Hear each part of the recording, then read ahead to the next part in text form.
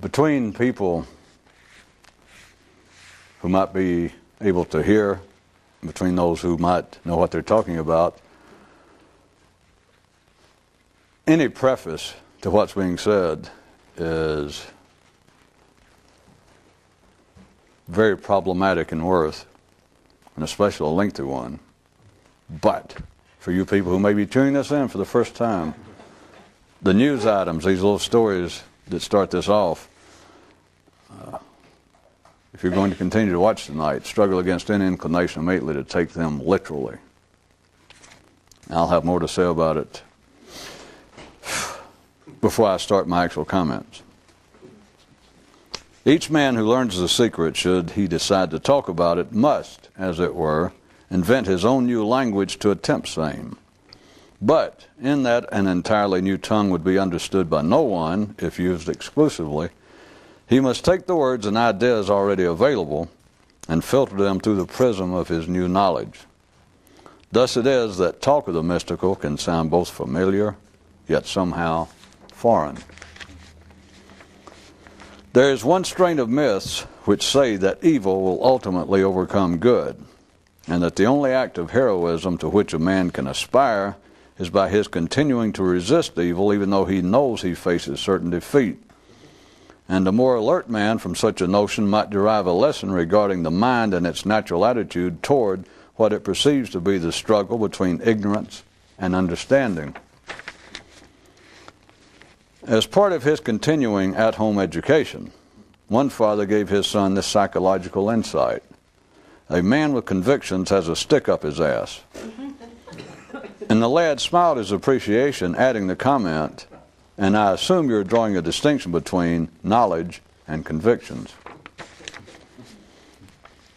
Another way you might be able to identify a real mystic. He might be the kind of person who learned more from his dog than he did all the world's mystical books. Might.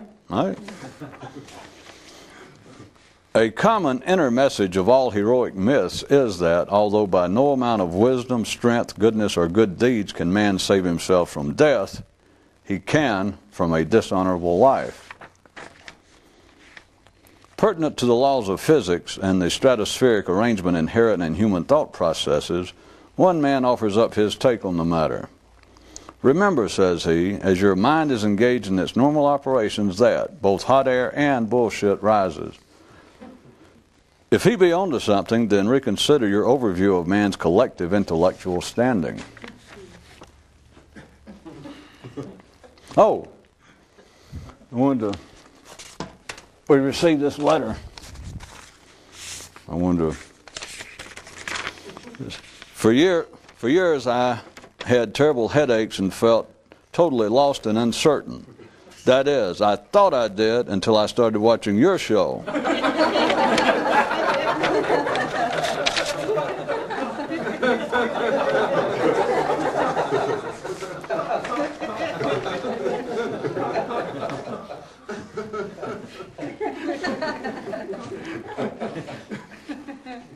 While above all things the ordinary most fear death, those hungry for enlightenment find most unbearable the thought of having to continue to live as they do now.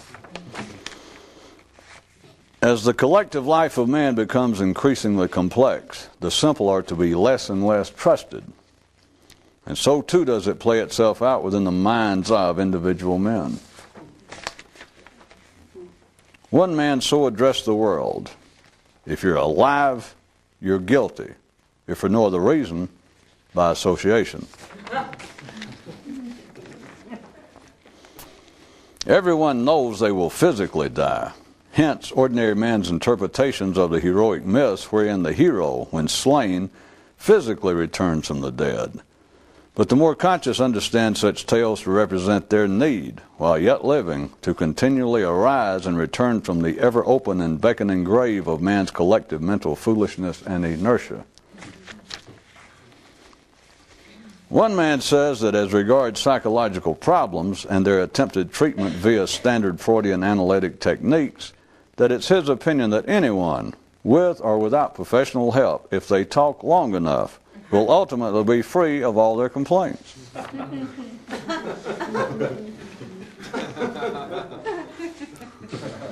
The ordinary like to discuss and debate ideas for reasons too obvious to note.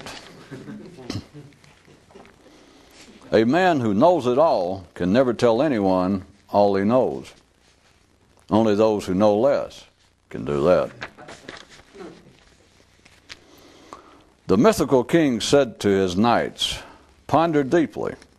If no amount of knowledge or chivalrous deeds will save a man from the ultimate defeat of death, what is there left for the warrior but courage?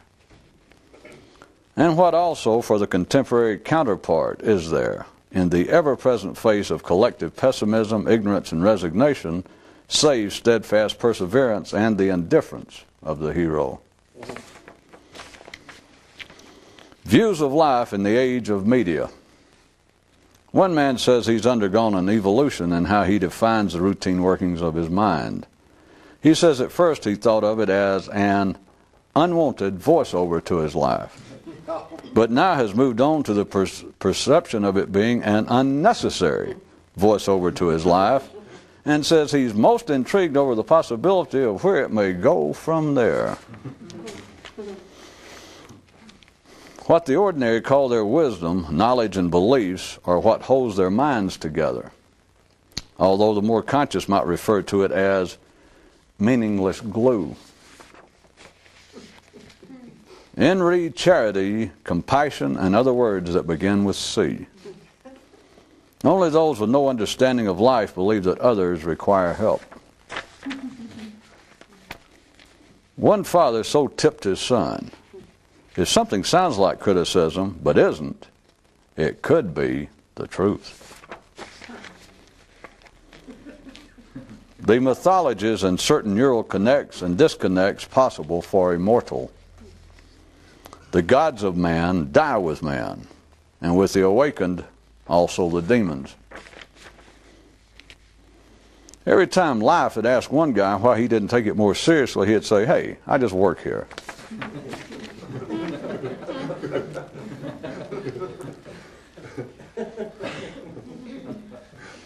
The ever-present virus of non-physical aggression, so detrimental to those in search of the secret, only infects when given a voice to speak. The determination of the mystic's mind is not unlike the mythical warrior who, as he is ultimately confronted by the overwhelming power of his enemy, death, goes down in defeat not as a helpless victim, but as a hero, who in effect says there is nothing hurtful that can be done to him since he does not care what is done to him. Thus kill him they may, but he falls undefeated. Same as the committed mind of the mental warrior gives not way to the superior weight of collective thought, but goes on its own way, indifferent to its indefensible minority position. Inspirational thought for the day. Ideas that can be insulted deserve it. There was once a land in which a mighty and lengthy battle was fought, and the victors were those who managed the longest to stay therein. If death is ultimately certain, then only those triumph who are certain while alive. Only the hero can conceive for himself what it takes to be one. In the routine life of the collective, there is nothing heroic. Second inspirational thought for the day. Ideas that can be wounded deserve it. The initial success of the nascent warrior is in his realizing there is nothing to overcome but himself. But the ultimate triumph of the awakened hero is in his realizing there is nothing to overcome.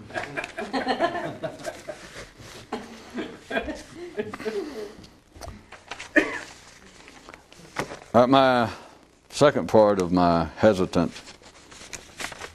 preface to those who might be watching this, but for very good reason, in a fairly new manner, is that what I was going to talk about tonight could very easily sound like criticism of life, and it is not.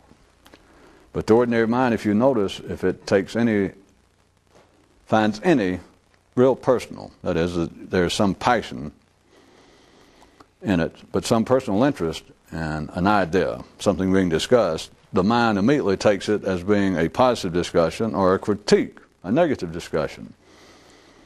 But that is not what this is about. For life in its normal operations does not deserve any criticism from me or anyone else. It's just foolishness. It is not any operation of a more conscious attitude, understanding. But I say that to you for whatever it's worth, because if someone's watching this fairly new at it, if you start off on the wrong foot of taking this to be a criticism of life, then if you continue to watch it, you are already on the wrong path, and you and I both have exerted wasted energy for the rest of what I have to say. So, I was going to speak again to dip back into the idea, the reality of the myths of man, and specifically the idea of heroism. First off, the idea of a hero. Let me define it for you the way in which I am using it. The hero is someone who knows the secret and acts accordingly. Somewhere between here and there, if you would like a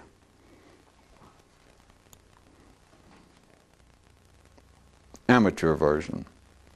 If you would like a less than fully realized version, it would be at least a person who lives in such a way that they do not feel guilty, and none of their behavior motivates them to explanations.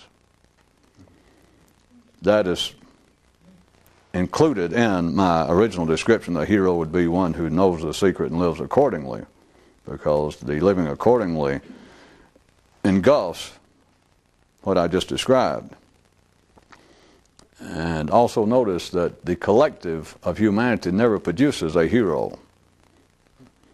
I'll probably mention that again, but I say that on the basis that ordinary thought, even sophisticated, literate, educated minds perceive otherwise. The most common explanation being that the times will produce the man for the times. And such ideas that a nation can be overrun by some aggressor, and within the ranks of the attempted resistance movement, that some man of the military arises, or some politician, but it's usually a military man, arises to lead the resistance, and against overwhelming odds, sooner or later, the tide of battle swings in their favor, and he becomes a hero. And they say that the needs of the people are what produced a hero, but that is not a hero. The real hero is strictly a product of some individual motivation. It is something that springs through an individual man of a strictly individualistic nature, and it has nothing to do with the attempted salvation or assistance to his fellow man. The collective cannot produce a hero in the sense in which I am describing it, and I am telling you in the sense that it was originally intended. It shifts and it changes, but it's not because the myths change, not because the notion of the heroics change. It's because they change man's conception. In other words, as always, people have it more or less backwards. Men do not create these myths, the heroic myths. The heroic myths help create men. And so when the myths apparently change, which I'm about to get into a specific example, it's not because, well, I just told you. You figure it out. There is a whole there was a whole series of myths. And also, since some of you, I assume, have figured out, oftentimes I'll stand here and refer to myths of certain types or stories or religious figures or mystical figures of which you've never heard, and I'll go on with it, and oftentimes I do not have any in mind. I just say that because it fits in. It gives most people an easier entree to follow what I'm saying. For me to say, well, here's a series, or there was a whole area, an era of myths that I have in mind that you have never heard of, or very unlikely you've heard of it. And I go through all that and make it sound like something historical of which I'm aware, but I just want to point out, because I assume some of you already suspected it, I do not have any myths in mind. I'm not referring to anything historical. I'm referring to the reality of it, but I have nothing in mind. I just start doing it, and I make it up to fit. That does not mean there were not such, but that's for people who wonder if I'm in some way trying to insinuate or induce people to go pursue the reading of myths. But here we go. In this case, it just so happens, now that I've given you that off the book's preface, this so happens to have actually been some myths like this. It is. Well, I already referred to it in the news items, and that is there were at one time some myths that, as opposed to, especially in the West, that's not important, by the way. It doesn't mean that the West is stupid and the East is intelligent, but I'm just saying it ain't right.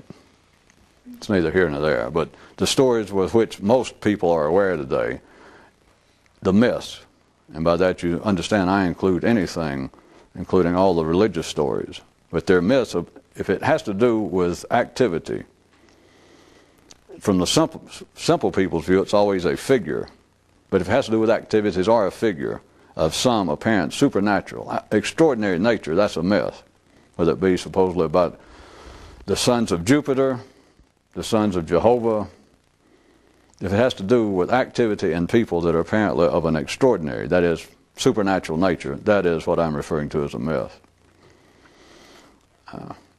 There was a whole series, some myths that are now just almost unknown, that it's opposed to the myths that are normally known, which are assumed to be, they're categorized as being positive myths. The general overall, that is, if you ask a Christian to explain the mythology of Christianity, or a Muslim describe the mythology of Islam, they will describe it, assume they're just an ordinary follower, someone interested in it, they will describe it in a positive manner, that it is the history of man as per the telling of God, Jehovah, Allah, and how his master plan will eventually succeed, and that those who abide themselves by his teaching, by the rules of the church, or by that particular God, those who align themselves will be part of the eventual triumph of good over evil. That eventually God wins is the point. Eventually goodness wins out.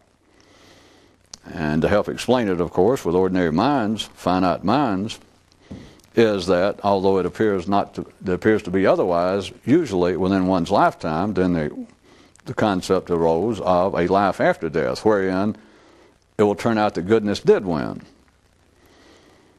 At any rate, I know there are people wandering around outside the mainstream, or there would be someone that might try and dissect some specific religion or some cult or some faction in some religion and say, well, they're not that positive in their attitude, but the overall mythology of humanity is that eventually goodness wins out. The ordinary mind cannot conceive of when, because the ordinary mind looks around, and as far as they're concerned right now, evil more or less is getting the best of them. But there were myths, now that I'm saying, that are in complete contradistinction to that said that evil would eventually win out over everything, that evil eventually wins out over the gods that man creates. And evil, if for no other reason, if taken no further than this, evil is easily definable and conceived of as death.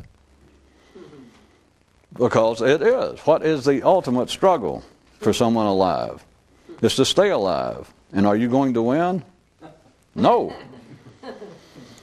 But that is a little too blunt. That is a little too obvious. I'm not being sarcastic. It simply is. For the ordinary mind, it is too blunt and obvious to be of any useful intellectual value. That, in part, gave rise to the myths. the mental interpretations of a struggle between good and evil, wherein goodness eventually wins. Because let's just take the ordinary Christian, and most of the world's major religions are just variations of this, but even if you are a faithful Christian, you can be killed by a deranged mugger, someone on drugs. You could be killed by an infidel, someone who's not even Christian. In other words, evil could take your life. But, assuming that you are a faithful adherent to Christianity, the day will come, there will be a day of final reckoning, a day of judgment, wherein God calls everybody, the living and the dead, to task. And God being goodness. And so eventually, everybody's going to get their proper deserts. That whoever killed you will pay for it. Not now, obviously. If he kills you, but that goodness will prevail. That is all the world's religions. If for no other reason, if just take a wide view, that is the purpose they serve. It is like a broader support of our civilization itself, you could say, is a lesser aspect of the religious view, because it is also the view from a more secular level that civilization, becoming more and more educated, becoming more sophisticated, will eventually win out over the crude, feral nature of man. That of all we got to do, if you are a humanist, if you are non-religious, your view nowadays would be, if we continue to become more and more civilized and educated, that will be the triumph ultimately of goodness. That we will educate, we will redistribute wealth, we will look after the poor, the downtrodden, we will do all this, and pretty soon there will be no such thing as evil people. That circumstances in some way have created evil, and eventually even humanity, through its own efforts, can be so good, become so civil, who knows when, but someday. That's what the track we're on if you are a secular-minded person. At any rate, I want you to understand that all sane people adhere to the belief, their attempted universal belief. Again, we all know that at the immediate anecdotal personal level, you continually feel as though you are being downtrodden, that evil is winning out. You don't get the right promotion, and you don't hit the lottery and all that you feel like people at work mistreat you, people who are less deserving, etc. But still, what I want you to understand, the ethos, the mythology of humanity on this whole planet, no matter what religion it goes on, is that goodness wins out someday. But there were myths, and at the time and at the place they were as specific, and they were taken as literally by the people who heard them, and as figuratively by those who heard them better, but as literally what I'm describing, that said, nay, evil wins out. There's no question. And the mythology also conjured up images of at least demigods. Sort of in the same way, if you recall, that the Greeks looked at the gods as they were, kind of just overblown humans. They had superpowers, but when they had weaknesses, they were super weaknesses. That the gods could get drunk, fornicate, steal from one another, trick people. But they were like demigods. They were like some sort of a imagined bridge between what man is now and what he might be. So anyway, in the myths to which I refer, they had the concept of what they call, let's just call them gods, but in the sense, you understand, not a supreme God, but in superior people, people of a slightly different, of a subspecies of man, of a sub-superspecies of man. But the gods themselves, they understood full well that they would go down in defeat. And so if they understood that, and they knew that they were destined to finally fall in defeat to the forces of evil, then what chance did man have? I mean, it was even a more foregone conclusion that you would go down in defeat even if you aligned yourself with the gods of that mythology, of that day and time. That it's already in the mythology itself. It said, hey, the gods will eventually, they're just waiting, they know it's going to happen. It is inescapable. It is not open to any possible alteration. It is destined that they will eventually fall to the forces of evil. And so therefore, you align yourself with them, you're in for the same.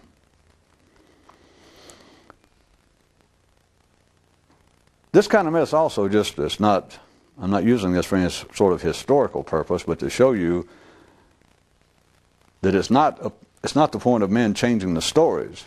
The stories change to fit humanity. Is that there have been passing and I'm sure it's still popping up in little pockets, but even historically looking back, they're considered to be eras wherein a kind of belief in fatalism experienced some ephemeral popularity. It even happened in Western Europe, the Protestants. There's still remnants of it. It was in Greek and Roman philosophies that kept popping up. That is, it would sound like on the surface the same sort of thing. Well, the idea in Christianity was predestination, which is the same thing.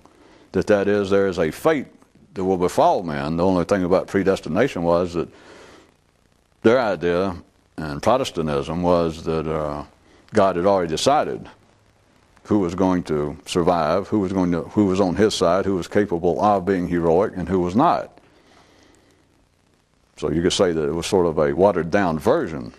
But notice it did not even survive and experience any great popularity, because it defies everything that the human mind believes as its ordinary makeup, free choice. But now back to the story.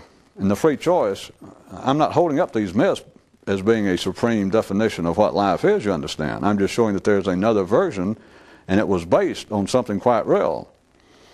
Because even though humanity in general, under whatever banner now, all civilized, sane people adhere to the belief that goodness will eventually triumph. But now back to the myths to which I refer. They said that evil would eventually triumph. And what is more evil than death?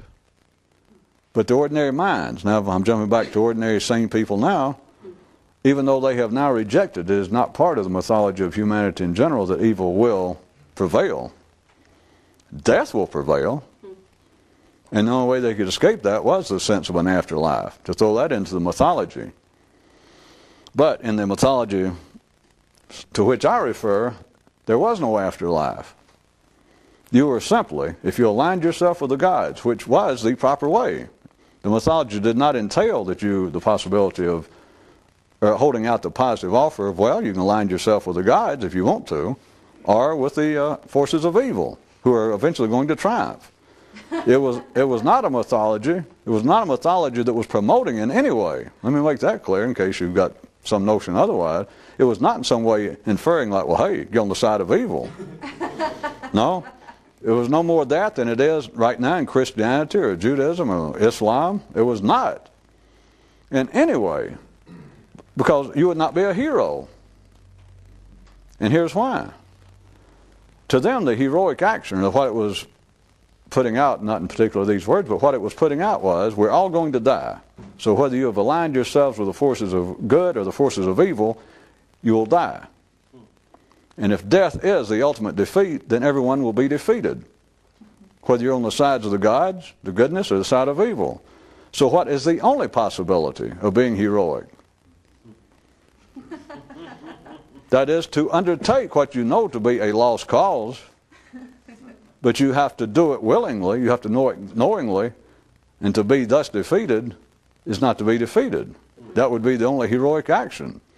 It's a choice between passive death or unyielding resistance. Or as I put to you, would be a warrior, and now may I remind you seriously, before I get into more specifically, that if you're still stuck with me taking all this literally, and you think that's all I'm talking about, you're wasting your time. But, back to it, because it has a certain,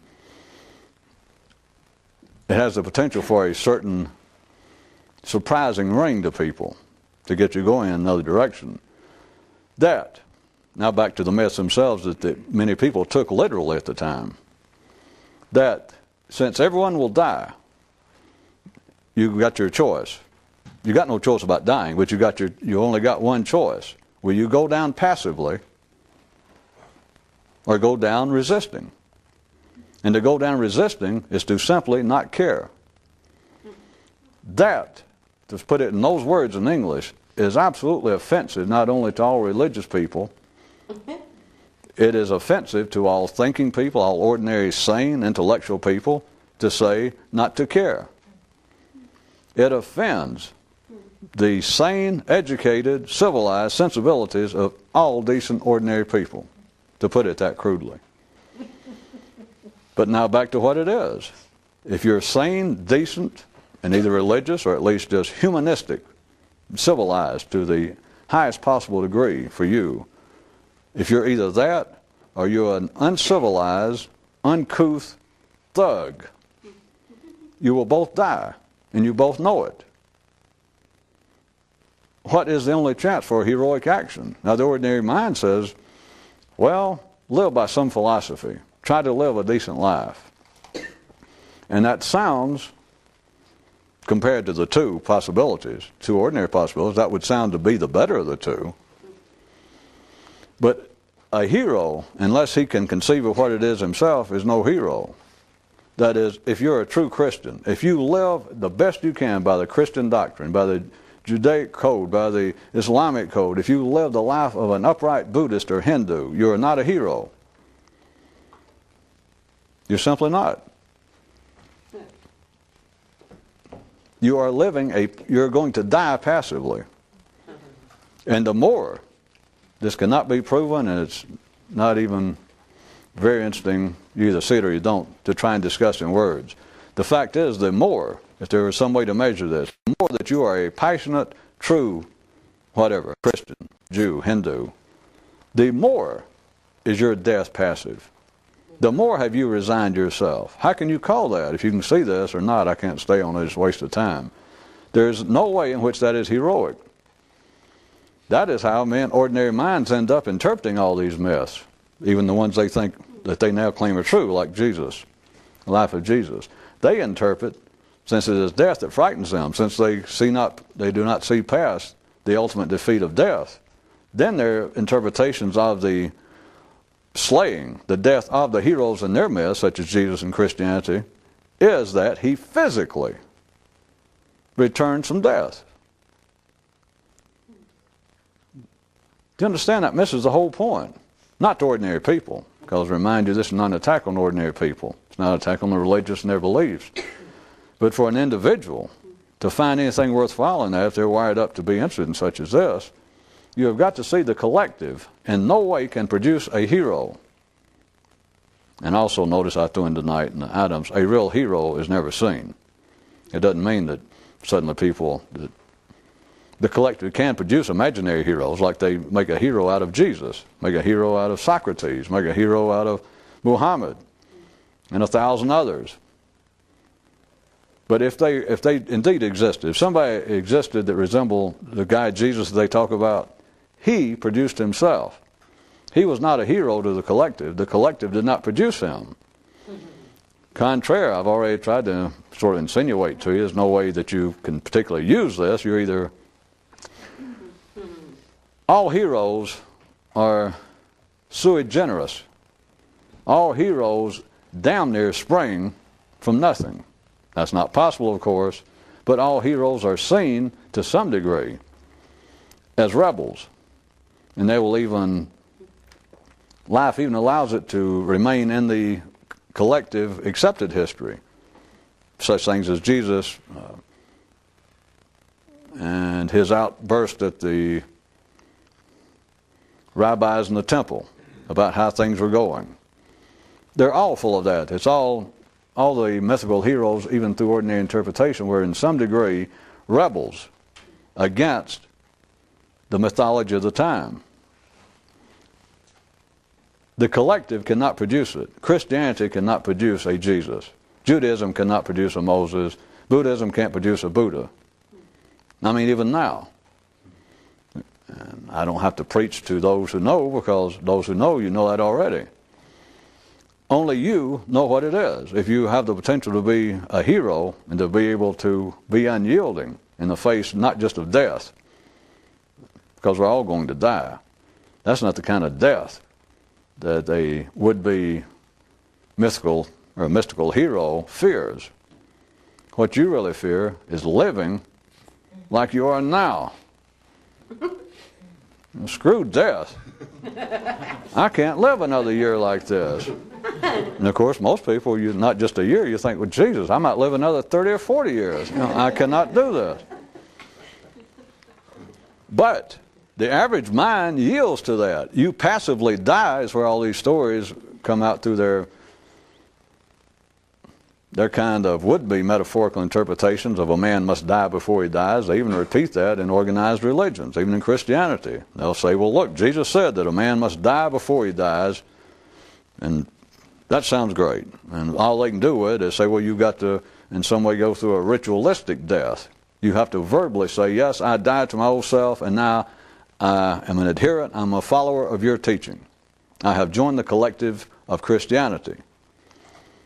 Now, that's the best they can do. When I say the best they can do, they're satisfied with it. I don't mean it's the best they can do from some judgmental view on my part. If they're satisfied with it, as they would say, so be it. But it does not produce any heroic understanding, because a hero is not somebody who simply behaves. It is first based upon understanding, and then it was that your actions then are according.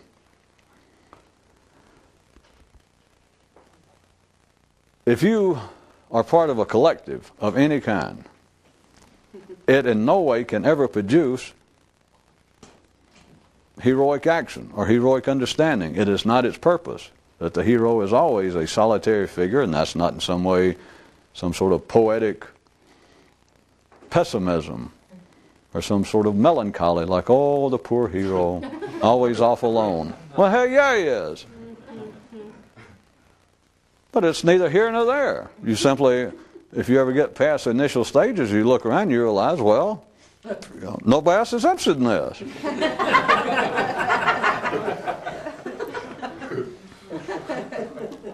And if you can see that and you're still interested, then just, it's a simple fact that goes along with it. You're already past the point of being pessimistic.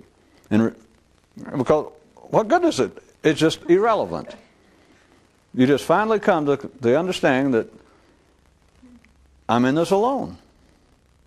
And you certainly understand, and that's open to some question. Of course, you might find one or two other people, but I say you're in it alone compared to all notions of collective activities of man.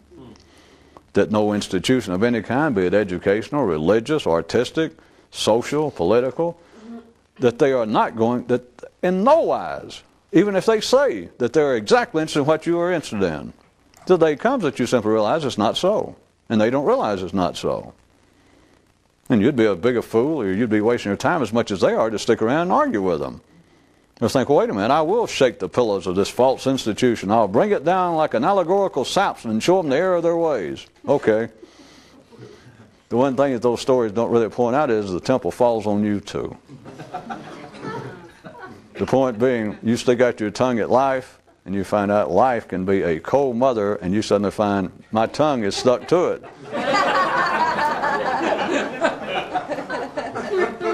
There is nothing to criticize when you find out that the myths of humanity, the collective activity of humanity, even under conditions wherein they state otherwise, and I know that's true, religion in general, states that, like I say, if you came from another planet or you suddenly sprang up out of nowhere and you were interested in being more conscious, and you looked around for 2 or 3 days or 2 or 3 hours, you'd run across religion in the yellow pages or on a billboard or somewhere, and you go, that's it. And you'd rush right in. But you've all been through that. There's no criticism necessary. There's none deserved. You simply come to the point of realizing there is no collective activity in the life of man that is aimed to this. It's simply a fact, and that's the end of it, and there's nothing else to say.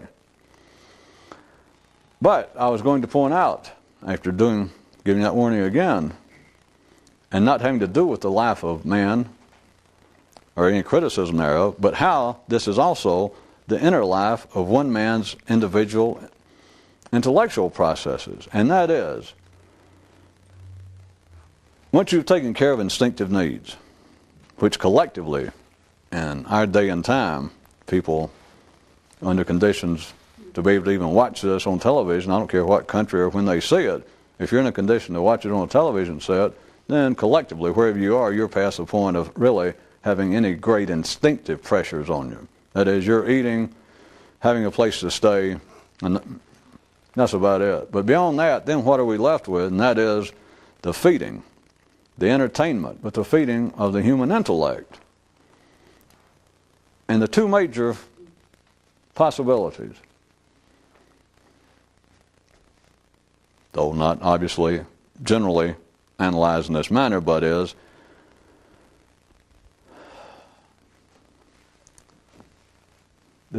the feeding of the mind through people entertaining stories of the crude, the common, the regressive, the celebration even of the crude and the common, the regressive, or else the other possibility, it would be a celebration of the heroic. Remind you one more time, as obvious otherwise as this can sound to ordinary ears, this is not a criticism, it's not a social criticism of humanity or of our day and time. It does not stop an alert ear from being able to hear things pointed out as they are, though. Notice, is there such a thing as a celebration of the heroic in the life of man? And I don't mean in 1996 in the United States. And I don't mean in 1950 in France.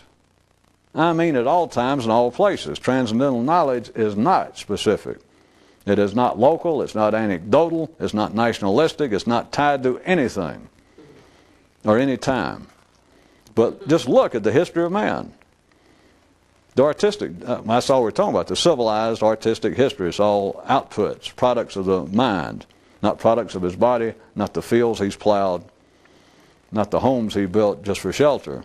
But when it gets into the world of architecture, when it gets into the world of assuming, for instance, that architecture can be a metaphorical, spiritual message, into the entire historical output of the human intellect, where can you find a celebration of the heroic?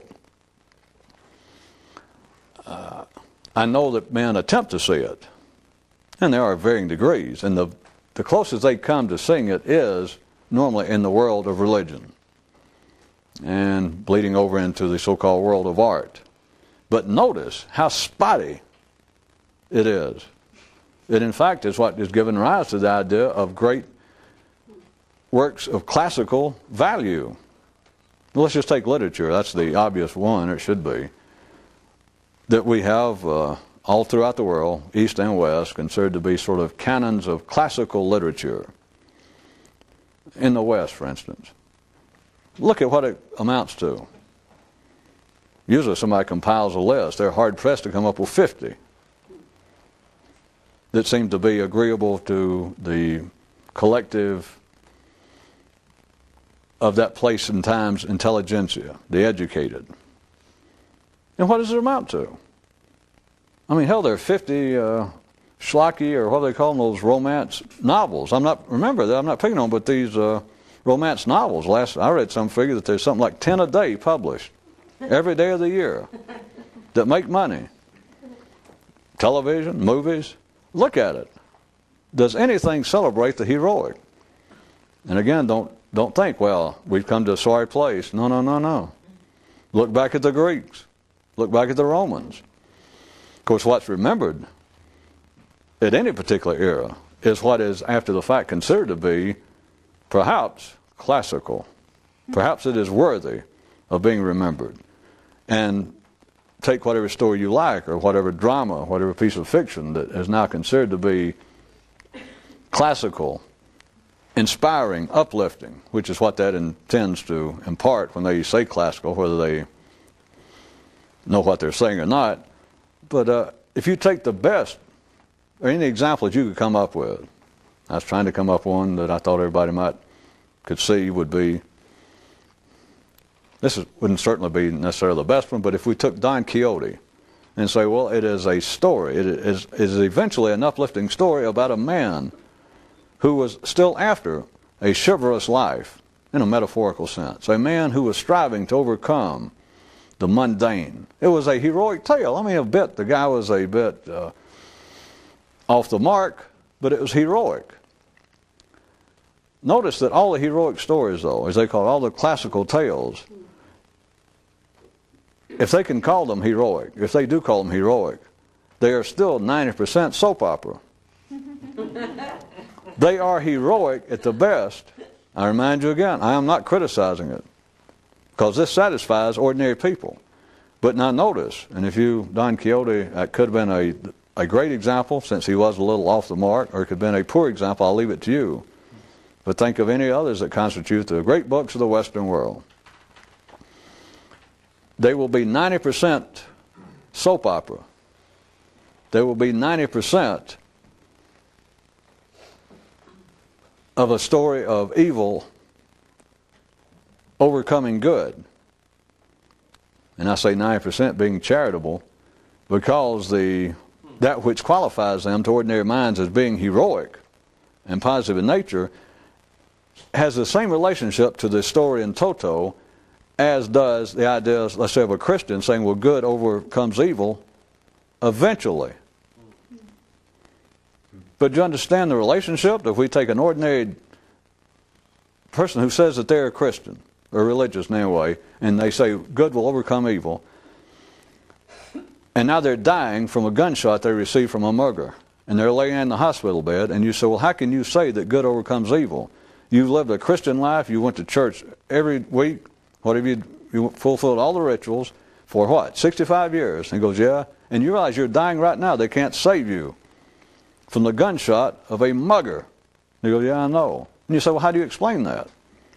And they go, well, eventually, everyone will answer to God. Everyone will answer to the forces of goodness. And so we could say, so in other words, you're not downhearted. You don't feel like you waste your life. No, I know it doesn't seem good now. I know to an outsider you may think that it has been a futile effort, but it has not. I know right now I individually am dying at the hands of evil, or a perpetrator of evil. But eventually, the big picture is that goodness will eventually prevail. Do you understand that has the same relationship as taking a 1,000-page piece of fiction that is now considered to be heroic? If I said there are no heroic tales, and somebody said, well, look at this, and they held it up. It would be, you understand, the same relationship that this individual lived out his life, which to him is damn near eternity. The truth is it's eternity, but if I put it to you that crudely, then I can't press on. But it's damn near eternity. The only thing lacking from making his lifetime constitute the full definition of eternity is by the mind's insistence that, wait a minute, after I die, there's another life. Another life, and of course the other life, they always explained it in a manner that the other life is the direct experience of infinity, that I will live forever, and that during that forever time, goodness eventually overcomes evil. But you understand, there it is, he lived 65 years, which to him is damn near eternity. That's the same relationship. Let's say that his life was 998 pages. And to him, infinity forever is 1,000. That's the same relationship to take a heroic, or what's considered to be a heroic piece of literature, 998 pages out of 1,000, if that's what it is a soap opera. It is only at the last moment, so to speak. I know it can be interspersed, but what it amounts to, it's only at the last moment that goodness overcomes evil. That is not a celebration of the heroic. What it is an entertainment for 998 pages of a rehashing of the regressive, crude, common life of man. If I stretch the literary use, look at any movie. Because nowadays, again, this is not an attack, but because this comes and goes, it's always been around. But nowadays, we're currently in the midst that at the popular entertainment level, there's a less concern over happy endings, positive message, and etc. That just comes and goes. But at any rate, even a movie that's considered to be, what do you call it, fit for family entertainment, just an ordinary movie, if it's a shoot 'em up, a cops and robbers or whatever, and at the end, the good guys win. Goodness triumphs. If the movie lasts 90 minutes, you know damn well that 87 of it's taken up with evil kicking the shit out of goodness. The cops get shot, good people get killed, decent women get raped, children get run over by cars, ministers and rabbis get mugged and thrown off buildings. And it's only all right, you laugh. And it's not, don't be cynical and don't be sarcastic or you're going to miss the whole point. And it's not Hollywood, it's not modern times, it's the human mind operating under the limitations of it perceiving it to be an even-numbered dimensions of even numbered, or reality of even numbered dimensions. But the mind accepts it. Notice you don't go to a movie, and I use you as a generic example of humanity. If you're the type to go to a movie or read a book, we'll go to a movie. And it's just an average movie where goodness is going to win at the end. It's cops and robbers. And you're waiting. You expect at the final minutes, goodness will win. Do you go in, you or anyone else, and for that first 88 minutes, where goodness keeps getting the worst of it, do you suddenly begin to get upset? Do you begin to consider getting your money back or to rail out at the screen and begin to scream out? Do you find anything untoward in it? No. You revel in it. The human mind revels.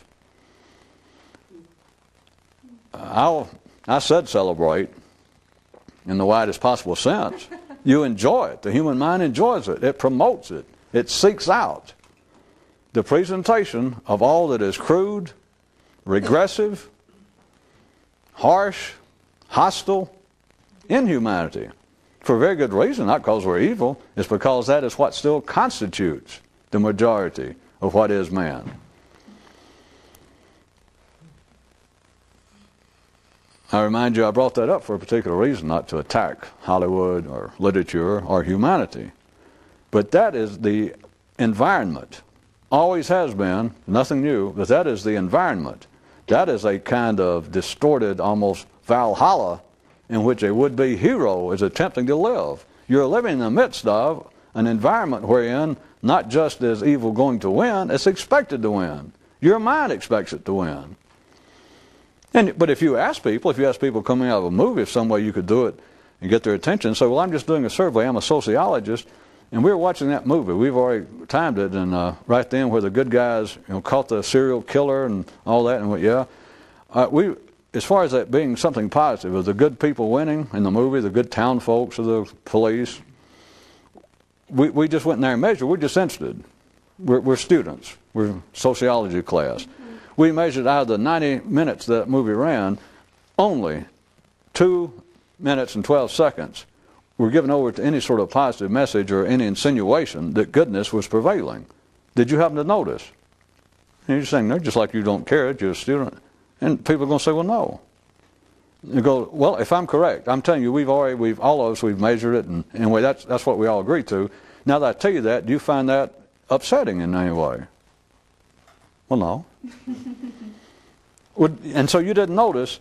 Did you enjoy the movie? Let's say they say, yeah. I mean, you enjoyed it. You recommend it to your friends. Well, yeah. All right, and so you don't find anything unusual then at the time that you sit there for 90 minutes. Now you say that it was well worth the money, and you'll recommend it, yeah.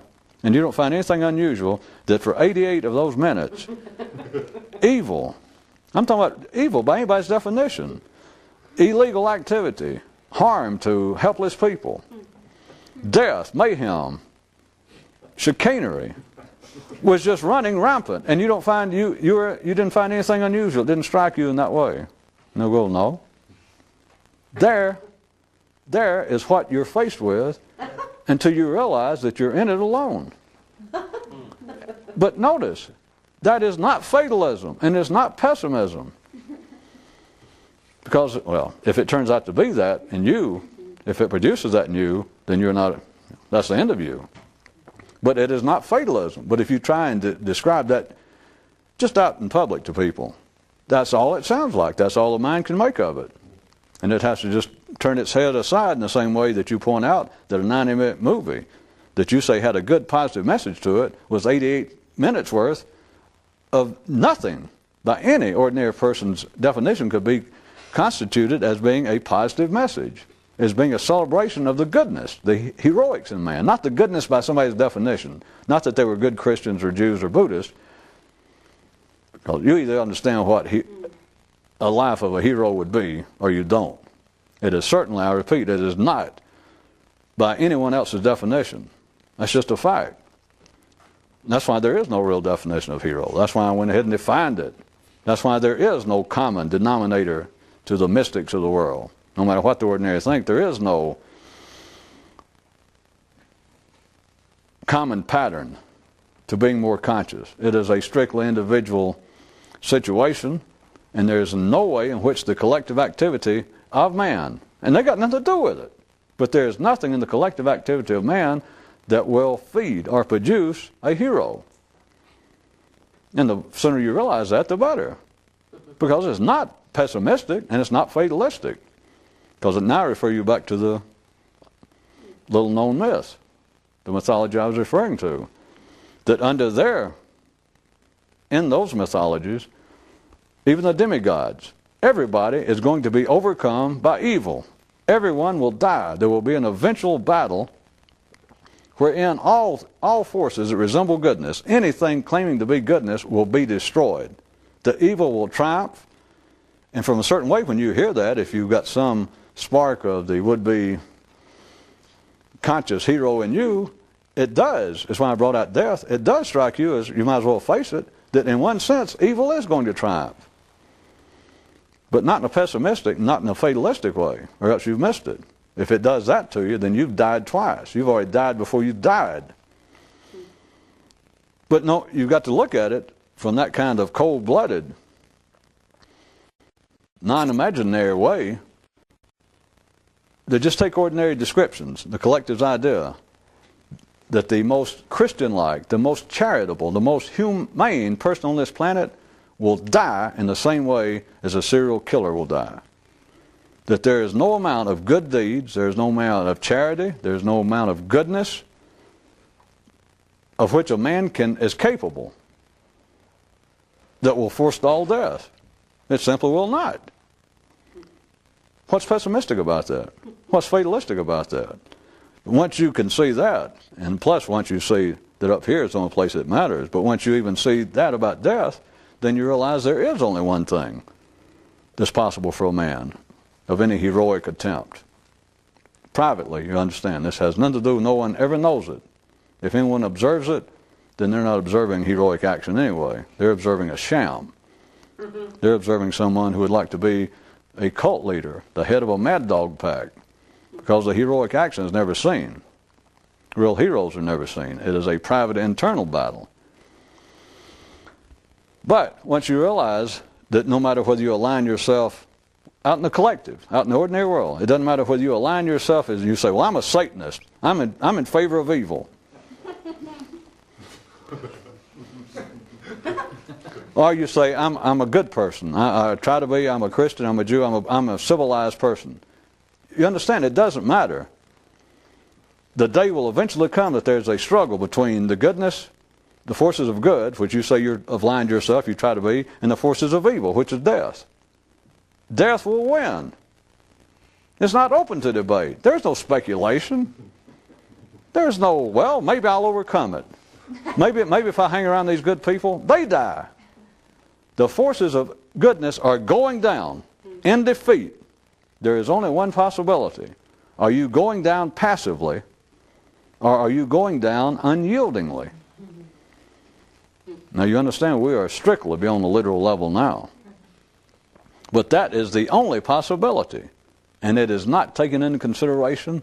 On the contrary, men wallow in, they celebrate the passive weakness of man. Not the possible heroics of man, because they can't even conceive of it. That's why they have to put man of, well, after death, or they attribute it all to gods.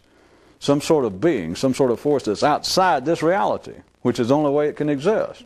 Because once you understand the myths I'm referring to, the gods are going to die too. The gods that man can conceive of, they're going to die with man. They'll all go down together. You only got one choice. And ordinary minds cannot conceive of that one choice. That one choice is, I will go down unyieldingly. And that can only come about. You can't fake it. There's no club to join. There's nowhere you can sign your name and pledge, yes, I will be a strong little trooper, and I'll go down and I'll tell life, screw off. It can't be done. It's you have to understand that there is nothing to overcome. That is when you can resist it. But now we're talking about resist the collective inertia of man. That man collectively, intellectually is already dead. Every generation is dead. It's not my view. It's not a criticism. You simply look, and they are locked in. They are frozen. They might as well be in Valhalla awaiting the eventual overthrow of all possible goodness by evil, because it's already overcome them. Instead of death, you call it inertia. They have given up. They have stopped growing. The only difference between the ordinary and a mythical hero or a mystical hero is that you never quit struggling until the day you die.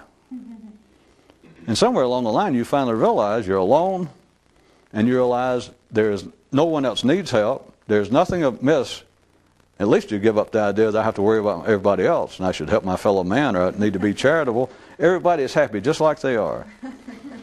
And they're perfectly happy for you to stay like you are. And plus, they don't want to hear about you trying to struggle. So finally, if you get past all that, then it's sort of clear sailing between where you discover that, between there and death, and then you understand why, well, you're free from a multitude, almost an infinite number, an uncountable number of small deaths.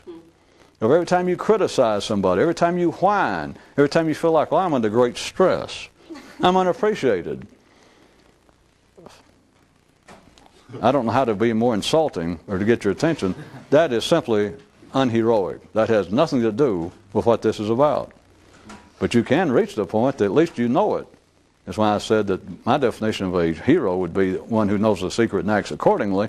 But somewhere between here and there, if you look at that as being the ultimate, which is not really of any great value to continually talk about, but everybody's somewhere between where they tried to start out doing this and getting there. But somewhere between here and there, at least, if you'd keep in mind that you're trying to, in a sense, live a heroic life to yourself, even though that you don't fully understand it, but at least is not be behaving, that you don't live in such a way that you feel guilty. Guilty. Notice I didn't say guilty by some definition. You can't use a collective. That you feel guilty and are, in any way your behavior seems deserving of explanation. If you can do that, you're closer to knowing the secret. Did all get on? All right.